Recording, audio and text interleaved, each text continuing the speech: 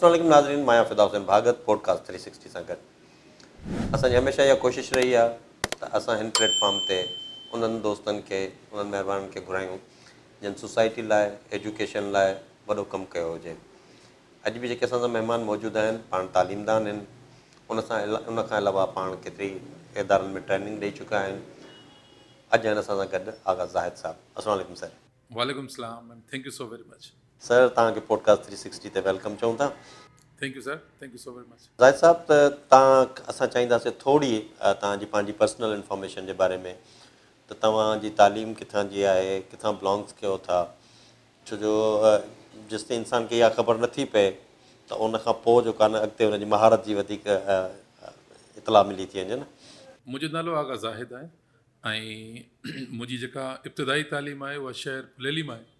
इब्न Qasim elementary में मूं primary education हासिलु कई। उन खां पोइ ज़ुबैर चिल्ड्रन अकेडमी हो हुते उतां मूं पंहिंजो एलिमेंट्री तालीम हासिलु कई। ऐं शहर में हिकिड़ो स्कूल आहे ॾाढो फेमस, सेठ कमालुद्दीन हाई स्कूल, उतां मुंहिंजी मैट्रिक आहे। ऐं इंटर जेका आहे उहा कास्माल कॉलेज मां and then graduation Sindh university मां। तव्हां जेकॾहिं एजुकेशन कंप्लीट कई त पोइ माण्हू कोशिशि कंदा आहिनि त डिफरेंट जाइनि ते वॾी का नौकिरी वठी उन पासे हलिया वञूं। तव्हांजो हिन एजुकेशन जे पासे ॾे अचणु कीअं थियो?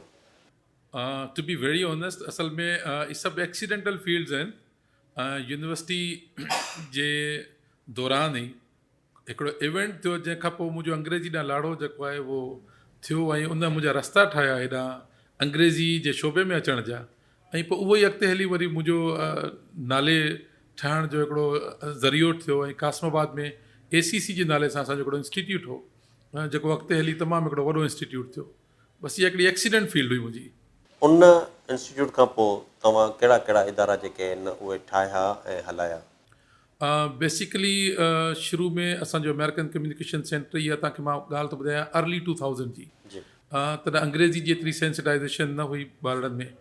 उन दौर में असां वटि 500+ ॿार हुयो, त इहो हिकिड़ो तमामु वॾो इदारो हो ऐं हुन तमामु घणो कमु कयो।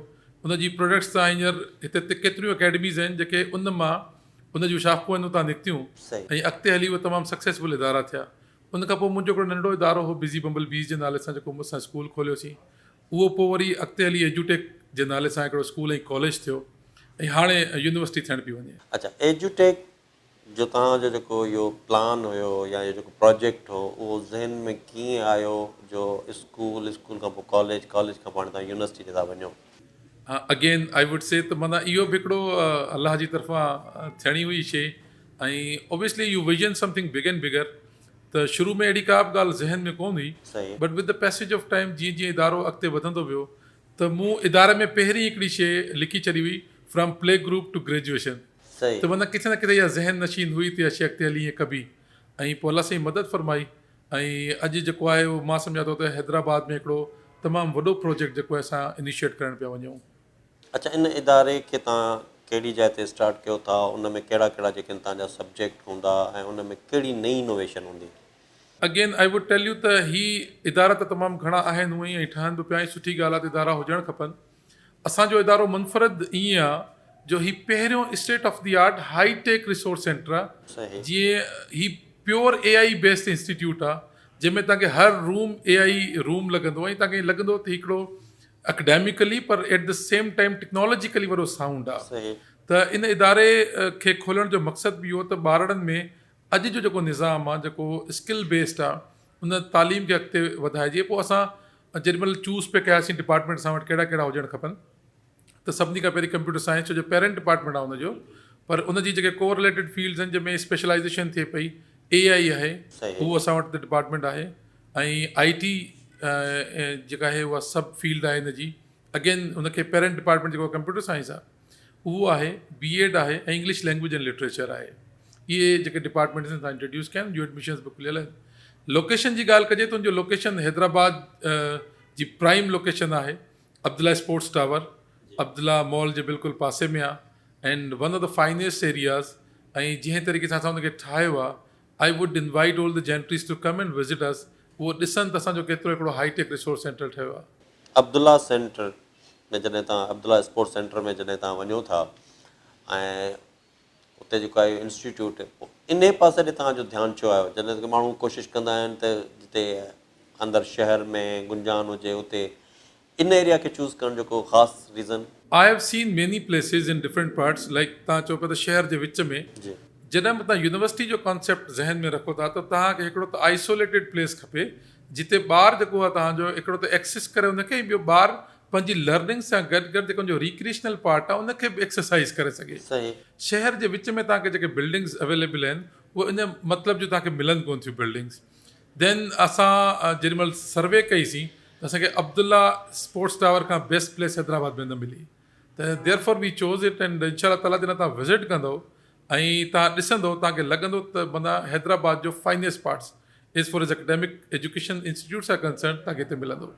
अच्छा, तव्हां मुख़्तलिफ़ इदारनि में ट्रेनिंग्स बि करायूं, उन्हनि जो जेको तव्हांजो ट्रेनिंग्स जो जेको सिस्टम हुयो या ट्रेनिंग्स हुयो कहिड़े कहिड़े सब्जेक्ट्स में ऐं कहिड़नि कहिड़नि इदारनि में तव्हां हिन जे?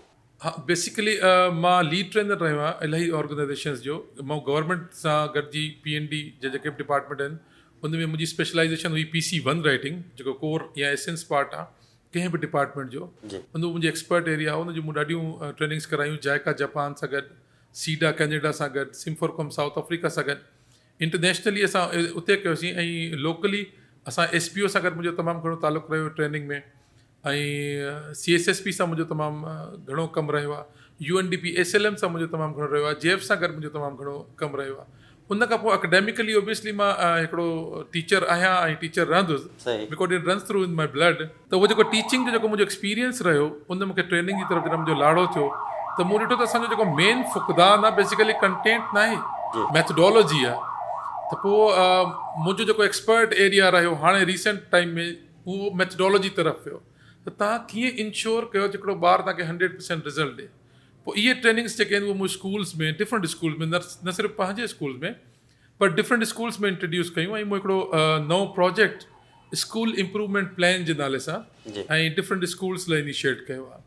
अच्छा, उन में तव्हां उन में जेको इहो तव्हां प्रोजेक्ट स्टार्ट कयो आहे उन में छा हूंदो ऐं उहो ॿियनि स्कूल्स लाइ कीअं जेको आहे बेनिफिशियरी हूंदो?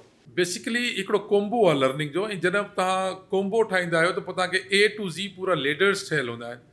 ही basically AI based and manual based हिकिड़ो कंप्लीट सॉल्यूशन आहे जंहिंमें तव्हांखे हिकिड़ो सॉफ्टवेयर असां डेवलप कयो जेको ऑफलाइन ऐं ऑनलाइन आहे। सही जेको असांजो ऑफलाइन मॉडल आहे बेसिकली उहा हिकिड़ी E-लैब इस्टेब्लिश थींदी हिकिड़े स्कूल में, जी ऐं ॿारनि खे जेको ऑनलाइन पोर्टल हूंदो, जेको तव्हांजा टीचर्स आहिनि उहे क्लास में, छो जो इंटरनेट जी अगरि तव्हां वटि सहूलियत न बि आहे त तव्हांजो उहो लेसन जेको आहे उहो तव्हां अगरि बोर्ड ते वठो, असां हिकिड़ा बोर्ड इंट्रोड्यूस कया आहिनि, इहे बेसिकली टच बोर्ड आहिनि सही ऐं इनमें कॉन्फ्रेंस इंटीग्रेटेड आहे। इहो लाइक हिकिड़ो टैबलेट बि आहे तव्हांजो, इहे तक़रीबन 100 इंचिस जा आहिनि सही ऐं उहो ई तव्हांजो OPS सिस्टम बि आहे।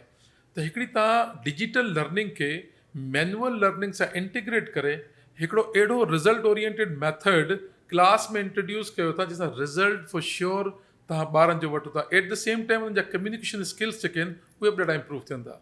अच्छा, इहो तव्हां अञा ऑफिशियली हुनखे लॉन्च कयो आहे या इन लॉन्चिंग जे पासे वञी रहिया आहियो? Again we are going to launch it in time to come. असां जीअं असांजी यूनिवर्सिटी जी इनोग्रेशन सेरेमनी थिए थी, सेकेंड फेज़ असांजो जेको आहे उहो स्कूल इम्प्रूवमेंट प्लान जो आहे ऐं जेको असां मार्केट में खणी पिया अचूं। ऐं असांजो टारगेट इहो आहे त जेतिरा बि स्कूल्स आहिनि सोसाइटी में उहे सभु असांजा स्कूल्स आहिनि बिल्कुलु ऐं सभिनी खे इहो हक़ हासिलु आहे त उहे पंहिंजे पंहिंजे सिस्टम्स खे इम्प्रूव कनि। ऐं मुंहिंजो बिलीव आहे, इहो फर्म बिलीव त अकेडेमिक्स जेका आहे उहा 80% कवर कंदी आहे कंहिं बि स्कूल जो। त we are purely academic based. असांजी सॼी टीचिंग, असांजी सॼी मैथडोलॉजी जेका आहे उहा रिज़ल्ट ओरिएंटेड आहे, स्टूडेंट सेंटर्ड आहे। त इहो इंशाल्लाह ताला जीअं इनोग्रेशन थिए थी असांजी यूनिवर्सिटी जी, सून आफ्टर असां इहो बि इंट्रोड्यूस कयूं पिया मार्केट। तव्हांजा जेके ॻाल्हियूं आहिनि उन्हनि मां जेको आहे तव्हांजा जेके लर्निंग्स आहिनि या जेके तव्हां जेको ॿारनि खे खणी था वञो उहो हिकिड़ो IT बेस्ड ऐं ज़ाहिर सी ॻाल्हि आहे AI जे दौर में खणी था वञो। इन हिसे खे जॾहिं वरी असां ॾिसूं था हेठि पंहिंजे ॿियनि स्कूल्स जी तरफ़ खां गवर्नमेंट स्कूल खे ॾिसूं था, प्लस में कुझु प्राइवेट स्कूल बि ॾिसूं था, त उहो इन खे मीट नथो करे। हाणे जेको इहो डिफरेंस आहे इन खे कीअं घटि करे सघिजे थो?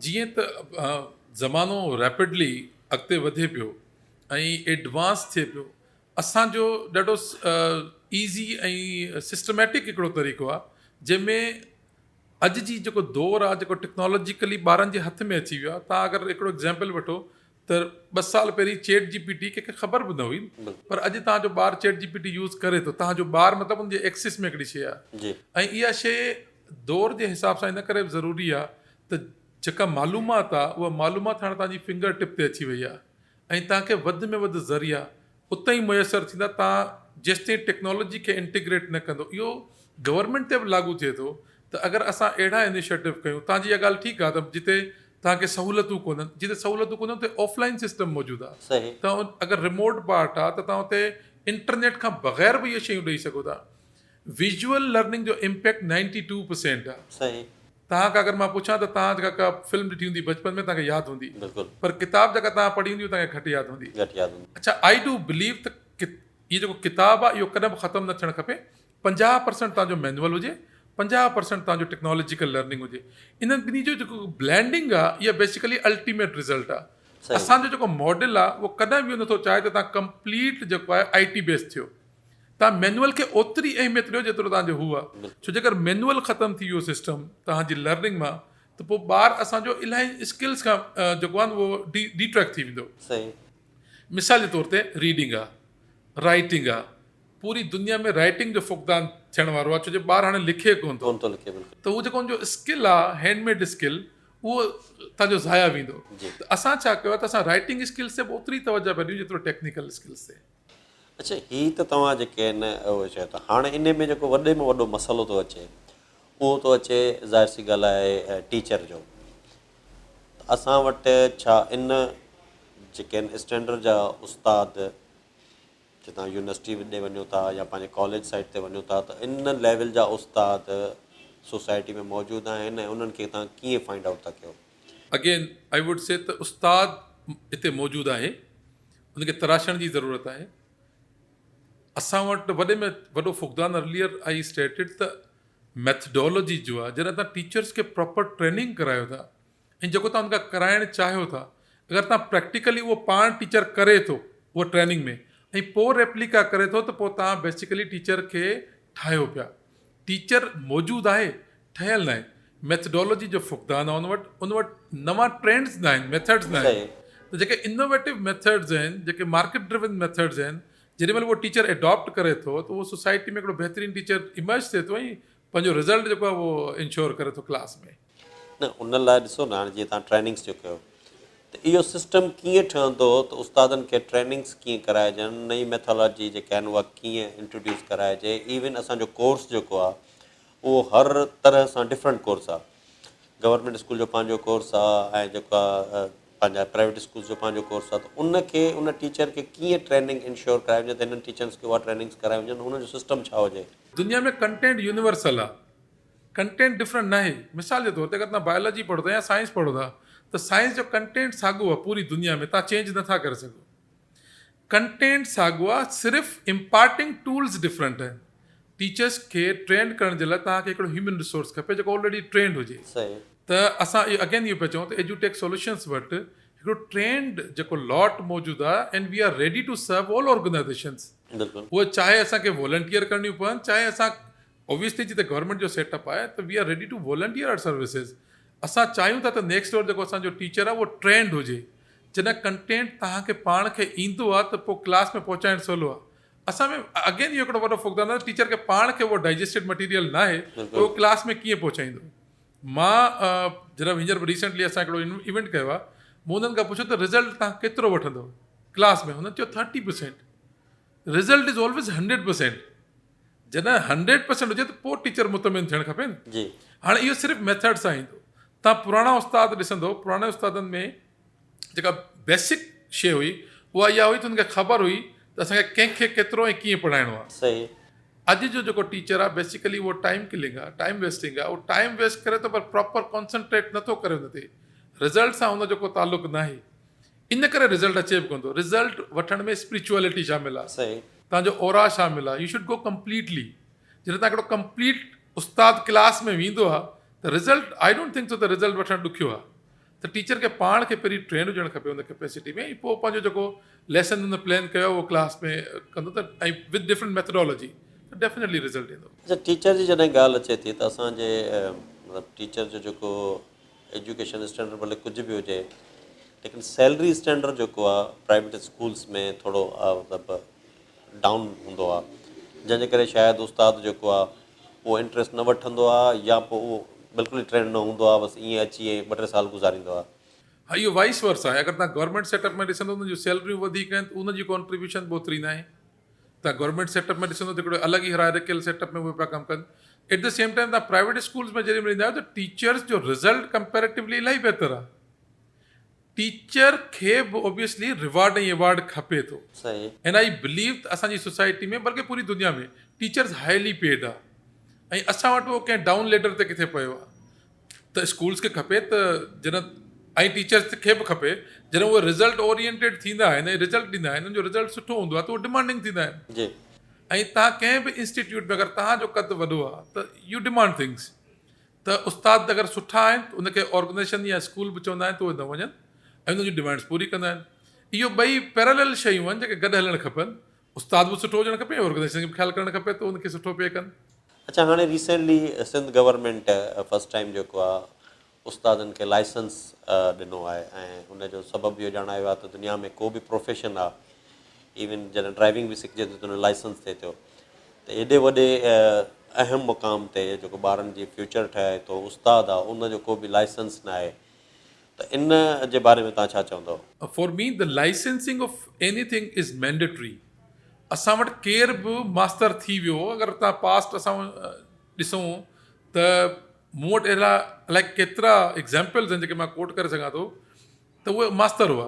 बेसिकली उनखे पढ़ाइण बि कोन ईंदो। सही। तव्हां हिकिड़े प्रोसेस मां गुज़रो, तव्हांखे जेको मिसाल तौर ते मां हिकिड़ो उस्तादु आहियां, मुंहिंजो रिज़ल्ट आहे एंड आई डू बिलीव ऐं क्लेम त मुंहिंजो हिकिड़ो सुठो रिज़ल्ट आहे क्लास जो, पर मूंखे उन पूरे प्रोसेस मां त गुज़रणु खपे। अगरि मां सर्टिफाइड आहे, पूरी दुनिया में सर्टिफिकेशन थींदी आहे। सही। जीअं इंटरनेशनली तव्हांखे लेवल 3 लेवल 7 ॿ कोर्सिस आहिनि। लेवल 3 उहो कोर्स आहे जंहिंमें तव्हां टीचिंग असिस्टेंट थींदा आहियो ऐं लेवल 7 उहो कोर्स आहे जंहिंमें तव्हां पोस्ट ग्रेजुएशन खां पोइ टीचर जो लाइसेंस वठंदा आहियो। सही। ऐं पोइ पूरी दुनिया में तव्हां क्राइटेरिया ते एलिजिबल हूंदा आहियो ऐं तव्हां पूरी दुनिया में ओपन मार्केट हूंदी आहे त उन्हनि खे बि हिकिड़ी लाइसेंसिंग इशू थिए थी। फॉर मी इहो ज़रूरी आहे, पर उनजो प्रोसेस अगरि ट्रांसपेरेंट आहे ऐं मेरिटोरियस आहे त पोइ हिकिड़ो ज़बरदस्त इनिशिएटिव आहे एंड आई अप्रीशिएट इट। जॾहिं तव्हां एतिरे उस्तादनि जी स्टैंडर्ड ऐं सभिनी शयुनि ते ॻाल्हाए चुका आहियूं, त हाणे तव्हां जे चऊं एजुटेक सोल्यूशन, असां चाहींदासीं उन जे बारे में तव्हां असांखे ॿुधायो त जेको आहे उते कहिड़ियूं कहिड़ियूं फैसिलिटीज़ आहिनि ऐं उनजो जेको आहे उन में तव्हांजा छा प्लान्स आहिनि। एजुटेक सोल्यूशंस बेसिकली हिकिड़ो कोम्बो आहे। तव्हां लफ़्ज़ ॾिसंदो एजुकेशन मां एजू निकितो आहे ऐं टेक्नोलॉजी मां टेक निकितो आहे। त एजुटेक बेसिकली असां सोचियो इहो आहे त लर्निंग अॼुकल्ह जी जेका आहे उन में टेक्नोलॉजी जी इंटीग्रेशन मैंडेटरी थी वई आहे ऐं एसेंशियल आहे। त एजुटेक इनविजन करे थो त सिर्फ़ु एजुटेक न, पर एजुटेक सां लाॻापियल जेके ॿिया स्कूल्स आहिनि, जीअं असां तव्हांखे ॿुधायोसीं त स्कूल इम्प्रूवमेंट प्लान असांजो जेको आहे उहो फॉर अदर स्कूल्स हिकिड़ो प्रोजेक्ट आहे। त कंप्लीट हिकिड़ो पैकेज आहे एजुटेक सोल्यूशंस वटि सोसाइटी खे एजुकेशनल नॉर्म्स में, एजुकेशनल सिस्टम में इम्प्रूवमेंट आणण जो। जेको एजुटेक सोल्यूशंस आहे बेसिकली हिकिड़ी पेरेंट कंपनी आहे, उनजे अंडर में बिज़ी बम्बल बीज़ जूनियर सेक्शन हिकिड़ो स्कूल आहे उहो कमु करे थो। एजुटेक स्कूल एंड कॉलेज कमु करे थो ऐं हींअर एजुटेक यूनिवर्सिटी जो जेको कैंपस आहे उहो असां लॉन्च पिया कयूं। बेसिकली जेॾी महिल तव्हां उनखे विज़िट कंदो त तव्हांखे फील थींदो त तव्हां जेको चओ पिया उहो डिलीवर कयो पिया। माना हाईटेक रिसोर्स सेंटर हूंदा, वायरलेस सिस्टम आहे सॼो, तव्हांखे किथे वायर ॾिसण में कोन ईंदी। सही। ऐं डिजिटली असां एतिरा साउंड आहियूं as for as campus is concerned, तव्हांखे लॻंदो तव्हां कंहिं इंटरनेशनल इदारे में बीठा आहियो। त मां सम्झो एजुटेक जी हैदराबाद जहिड़ी विसिनिटी में अहिड़ो इदारो क़ाइमु करणु जेको तव्हांखे ईअं लॻे त स्टेट ऑफ द आर्ट आहे ई आहे, पर इंटरनेशनली तव्हां हुनखे कंहिंसां बि मिलाए सघो था उन इदारे खे। ऐं उन में जेके डिपार्टमेंट असां सेलेक्ट कया आहिनि उहो अॼु जी ज़रूरत आहे ॿार जी। कंप्यूटर साइंस आहे, AI आहे, IT आहे, BEd आहे, इंग्लिश लैंग्वेज एंड लिटरेचर आहे, need of the hour subjects आहिनि। ऐं जेॾी महिल तव्हां हुनखे असांजे हिन खे विज़िट कंदो तव्हांखे लॻंदो त तव्हांखे ट्रेंड फैकल्टी मिलंदी ॾाढी, ऐं फैकल्टी जेका आहे उहा ॾाढी प्रोग्रेसिव आहे। ऑलरेडी मार्केट में इन नॉन फेसिस आहिनि and most of them are PhDs। अच्छा, ॿी जेका अहम शइ आहे उहा आहे त उनजो प्लेस जेको आहे, तव्हां जंहिं जाइ ते उनखे कयो आहे त उन में जेके जॻह आहे उनजी हिकिड़ी वैल्यू ठहे थी।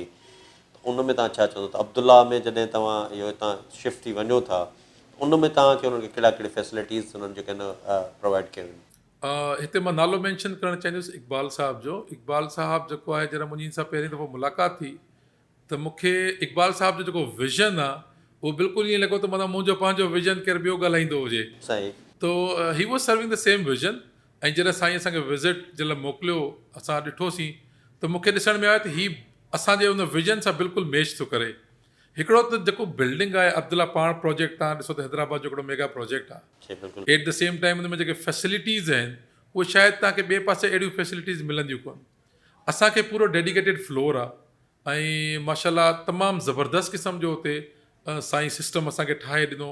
जेसिताईं स्ट्रक्चर जी ॻाल्हि आहे त साईं असांखे तमामु सुठो हिकिड़ो स्ट्रक्चर डिज़ाइन करे आर्किटेक्ट करे उहो असांखे ठाहे ॾिनो ऐं जीअं असां ड्राइंग्स हुनखे ॾींदियूंसीं साईं उहे ठाहे ॾिनो। सही। हिकिड़ो त ऑब्वियसली लाइट कोन थी वञे, एक्सप्रेस फीडर आहे, one of the finest facilities in Hyderabad. जी। त तव्हां कंप्यूटर बेस्ड ऑर्गेनाइज़ेशन आहियो ऐं उते तव्हांजो लाइट हली वञे या तव्हांखे उहो सिस्टम तव्हांजा सही ऑपरेट न थियनि जी। त असांखे लॻो त अब्दुल्ला ही हिकिड़ी शायदि वाहिद लोकेशन आहे जिते एजुटेक सोल्यूशंस जो इहो इनिशिएटिव तमामु घणो सक्सेसफुल हूंदो। इवन उते सिक्योरिटी जो जेको सिस्टम आहे जी जी माशाल्लाह ॾाढो सिक्योर ऐं एम्बियंस जेको आहे जेको असां क्रिएट कयो आहे इन ॿिन्ही खे अगरि मिलाइजे त हिकिड़ो बहितरीनु जॻह आहे, ॿारनि जी सेफ्टी आहे ऐं पेरेंट्स खे बि खपे त उते अचनि विज़िट कनि, पाण ॾिसनि उन्हनि शयुनि खे ऐं उन्हनि खे लॻंदो त असां कंहिं ॿी दुनिया में आहियूं।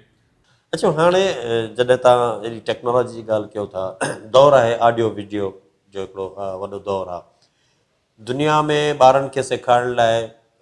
ज़ाहिर सी ॻाल्हि आहे कार्टून जेके आहिनि पोएम्स ठहनि थियूं, थीम्स ठहनि था, म्यूज़िक ठहे थी ताकी ॿार अट्रैक्ट थिए ऐं उनखे उहा एजुकेशन ॾिनी वञे। त इन तरह जो तव्हां कॾहिं कमु को कयो हुजे या इन ते तव्हां कॾहिं सोचियो हुजे? मूंखे ॿुधाईंदे तव्हांखे ॾाढो फ़ख्रु महसूसु थो थिए त जॾहिं मां 2014 में शायदि ऑनलाइन सिस्टम हीअ एतिरा इन बि न हुया मार्केट में, उन दौर में जॾहिं मां यूट्यूब खे सर्च पियो कयां मूंखे सिंधी जो को बि लिटरेचर डिजिटलाइज़ न पियो मिलियो। सही। मूंखे इहो थॉट आयो त असां छो न सिंधी जे लिटरेचर खे जेको कन्वर्ट कयूं डिजिटल कयूं। त उन दौर में मूं सिंधी जा जेके किताब हुआ उहो लिटरेचर थोरो गॾु कयो, कुझु मूं पाण लिखियो, कंपोज़ कयो, पोइ मूं 100 जे क़रीब सिंधियुनि जी पोएम्स खे डिजिटलाइज़ करे ऐं उहो बि ओबियसली हिन पार्ट जो हिसो आहे एजुटेक जो। एजुटेक सोल्यूशंस खे इहो बि क्रेडिट आहे त उन सिंधी जे इन सॼे शयुनि खे लिटरेचर कयो, पर एट द सेम टाइम पहिरियों दफ़ो किताब खे असां ऑडियो वीडियो कयो। तव्हां किताब खे टच कंदो त किताब तव्हांखे ऑडियो ॾींदो, किताब खे टच कंदो तव्हांखे जेको आहे उहो वीडियो मिलंदो। त इहो बिल्कुलु तव्हांखे सून इंशाअल्लाह ताला मार्केट में बि ॾिसण में ईंदो ऐं असां कोशिशि कंदासीं हिनखे जल्द तव्हांजे प्लेटफॉर्म तां हिनखे किथे वरी लॉन्च बि कयूंसि गॾिजी। वरी महिरबानी सर, तव्हां जेको आहे एतिरो क़ीमती वक़्तु ॾिनो, पर मां चाहींदुसि तव्हां अॼु जे ॿार खे, नौजवान खे को अहिड़ो मैसेज ॾियो जंहिंमां जेको पंहिंजे फ्यूचर खे बि बहितर करे सघे, हिन मुल्क लाइ बि कुझु चङो कमु करे सघे। मुंहिंजो मैसेज जेको आहे उहो अॼु जे ॿारनि जे लाइ इहो आहे त टेक्नोलॉजी असांखे कंहिं हद ताईं त ॾाढी सुठी बि आहे, असांखे गॾु रहण बि खपे, पर इमोशनली जेको असांजी डिटेचमेंट आहे अॼु पंहिंजे वॾड़नि सां, पंहिंजे पेरेंट्स सां, पंहिंजी सोसाइटी सां, इनखे डिटेचमेंट खां ख़तमु करे अटैचमेंट जी तरफ़ कन्वर्ट करणु खपे। इमोशनली असां अटैच हुजूं पंहिंजी फैमिलीज़ सां, पंहिंजे पेरेंट्स सां, छो जे अल्टीमेटली तव्हांजे पेरेंट्स ई जेको आहे उहो तव्हांखे ठाहियो आहे ऐं जेसिताईं फ्यूचर ड्रिवन शयूं आहिनि उहे त अॼु तव्हांखे तव्हांजी एक्सेस में तव्हांखे मिलनि थियूं। मशीन जेका आहे उहा तव्हांखे इंसाननि खां परे करे छॾे, इहो जेको आहे इहो वॾो अलमियो आहे। त तव्हां ह्यूमन फीलिंग्स खे ह्यूमन फीलिंग्स ते रखो ऐं मशीन लर्निंग आहे उनखे मशीन ताईं रखो। बाक़ी जेसिताईं अॼु जी सोसाइटी में तव्हांजो रोल आहे, तव्हां यूथ आहियो, तव्हां ई असांजो मुस्तक़बिल आहियो, पाकिस्तान जो तव्हां रोशन सितारो आहियो, अॻिते वधो ऐं टेक्नोलॉजी खे एम्ब्रेस कयो ऐं पूरी दुनिया में पंहिंजी सिंध जो, पंहिंजे मुल्क जो नालो रोशन कयो ऐं गॾोगॾु पंहिंजे माउ पीउ जी ख़िदमत कयो ऐं अॻिते वधो। वरी महिरबानी सर, तव्हां पॉडकास्ट 360 ते असांखे टाइम ॾिनो। Thank you so very much sir, तव्हां मूंखे घुरायो, असांखे ॾाढी ख़ुशी थी। इंशाअल्लाह ताला जॾहिं बि तव्हां असांखे घुराईंदो असां हाज़िर आहियूं। नाज़रीन, असीं अॼु ॻाल्हियूं ॿुधियूंसीं त हीअ इदारा जेके आहिनि इन लाइ बि ठहंदा आहिनि त जीअं असांजो जेको मॉडर्न दौरु हले थो उन सां गॾोगॾु हलूं, असां उन टेक्नोलॉजी सां मुंहुं ॾियूं, छो जो ईंदड़ दौरु टेक्नोलॉजी जो आहे ऐं जेकर असां टेक्नोलॉजी ऐं एजुकेशन खां परे रहंदासीं त असां कॾहिं बि तरक़ी न कंदासीं। महिरबानी, अल्लाह हाफ़िज़।